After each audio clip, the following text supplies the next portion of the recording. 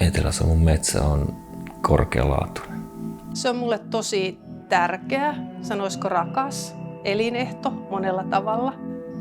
Hyvinvointi.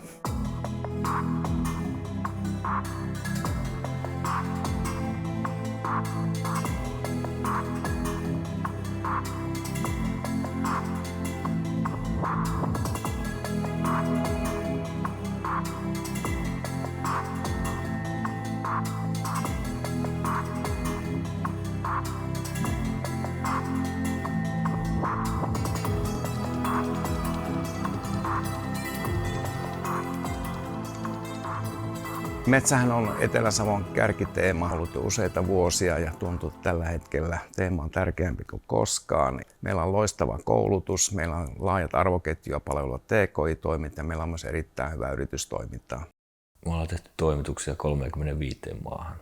Etelä-Savon metsäteollisuus se on ihan maailmanluokan tasolla. Että varmaan siitä osoituksena nämä lukuisat vierailijaryhmät, mitä meilläkin pelkästään tässä meidän yrityksessä vierailee. Paikallisen metsäteollisuuden vahvuushan on siinä, että metsän suunnilleen kaikille puutavaralajeille löytyy teollinen käyttö. Ja se taas varmistaa, että metsät pysyy käytössä ja sitä kautta terveenä. Kymmenkunta vuotta sitten aloitettiin miettimään, että voitaisiko me saada semmoinen täydentävä menetelmä, millä voitaisiin paikata niitä huonoja siemenvuosia.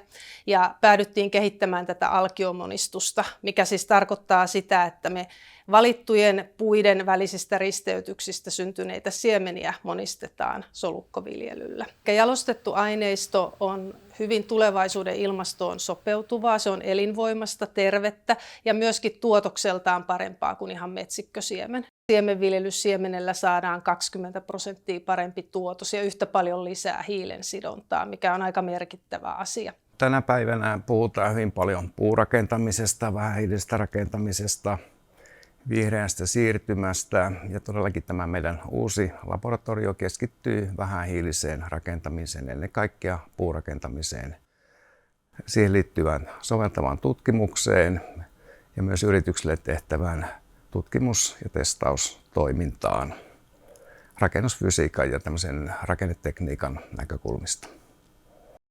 Menestyksen päätekijä on se, että on erikoistuttu tähän yhteen kapeaan erikoisalaan ja sitä koetettu kehittää mahdollisimman hyvin eteenpäin. Itse näen, että Etelä-Savolla on todella hyvät edellytykset entisestään olla vahvempi metsätoimija ilmastokriisin parissa taistelevassa globaalissa maailmassa. Pystytään täällä tekemään hienoa työtä luonnon hyväksi, meidän ihmisten yhteiskunnan hyväksi, katsellen tulevaisuuteen ja rakentaen sitä.